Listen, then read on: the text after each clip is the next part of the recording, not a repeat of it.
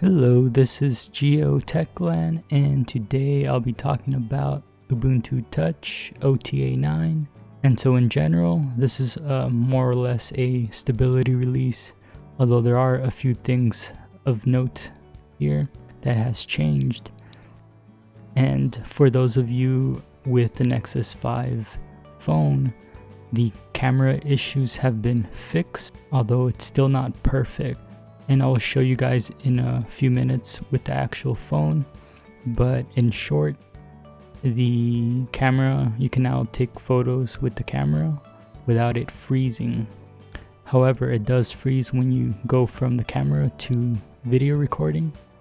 It'll freeze, but if you exit out the app and load the camera app again, you'll be able to record just fine.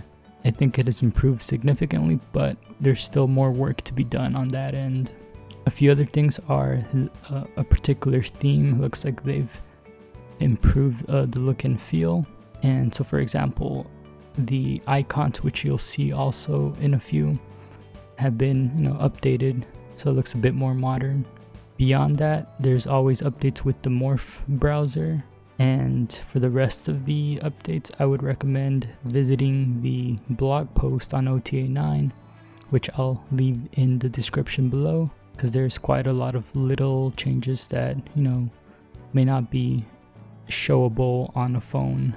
They're all under the hood updates here. Alright, so the very first thing I want to cover is the camera on the Nexus 5.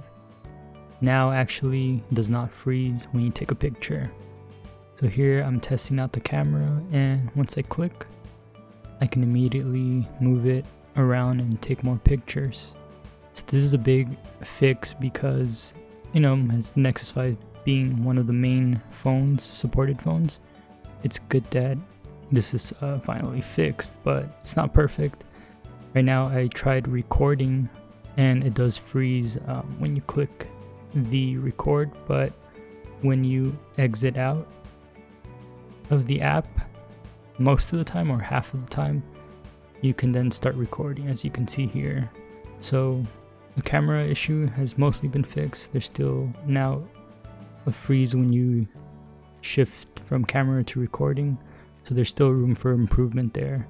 So the other thing that I've noticed here is that with this OTA-9 version, scrolling through apps seems a lot smoother than it has been, and I think that's mostly due to changes under the hood, but I just thought I'd mention that. I don't know if you'll notice that in the recording here itself, but yeah, scrolling through apps here is just a lot smoother.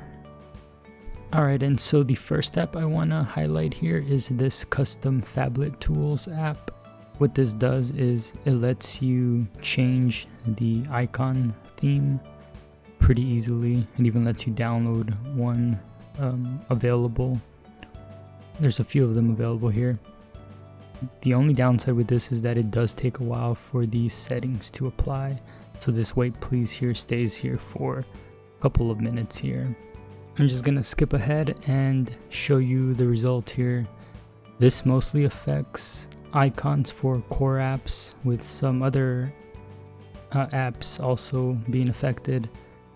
You can see the settings and open store and morph browser icons are different. The camera, the contacts, the clock, those are all different, and there's a lot more different icon sets you can choose from, so I thought it's a very cool and useful app.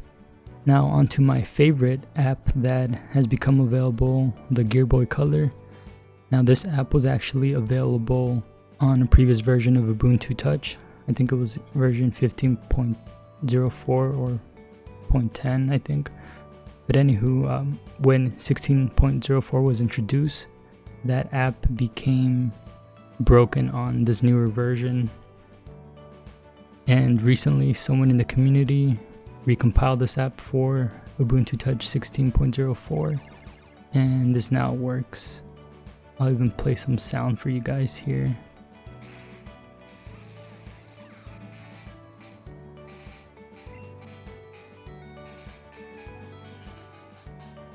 So that's pretty cool. This is probably one of my favorite apps here, and I could be playing this game all day, so you know, it's a good time waster, you can say. And the design of the app looks very nice too. If you flip it in landscape mode, it scales well. Another app that was available on a previous version of Ubuntu Touch is this Fall Down game. I used to play a version of this game a while back, like on when I first had an iPod Touch, so it's kind of very reminiscent or a very nostalgic game here. I'm pretty terrible at it, playing it with one hand here. It's just good that games that were previously working are being recompiled and made to work with Ubuntu Touch here, or this later version. And then there's another game, 100 Balls, that was also a game that was working before, and it's pretty simple. You just gotta long swipe to put those balls in those buckets here. Again, nothing too fancy, but it's just one more game that someone can enjoy. So moving on to another app here, it's called ISO Drive. Basically it lets you use your Ubuntu Touch phone as an ISO drive.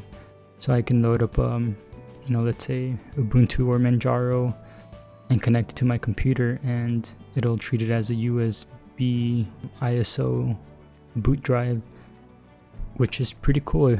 I haven't tested it myself, but it looks like it would be pretty useful, since I personally am always trying different OSs and I only have one USB that I use it on, and so I'm always having to swap it out and formatting it.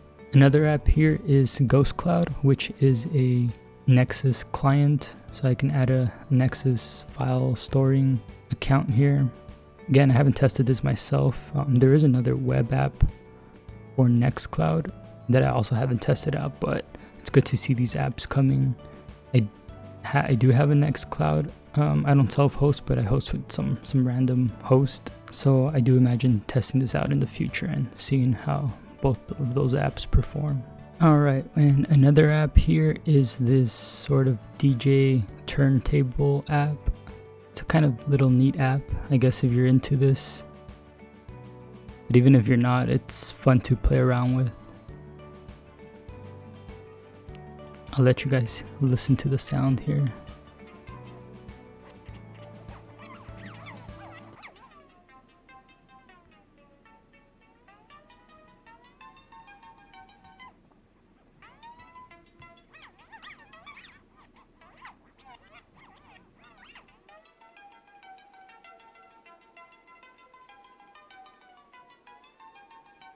Anything, I just like the music that it's playing.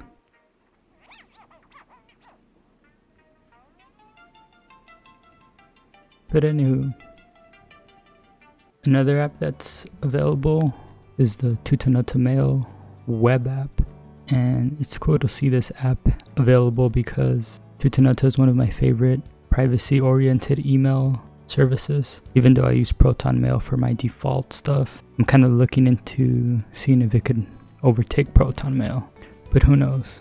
Beyond that, I think those are the most interesting apps to me that have come out in the past, a few weeks. And there's a lot more apps, so there's a lot of web apps like, IMDb.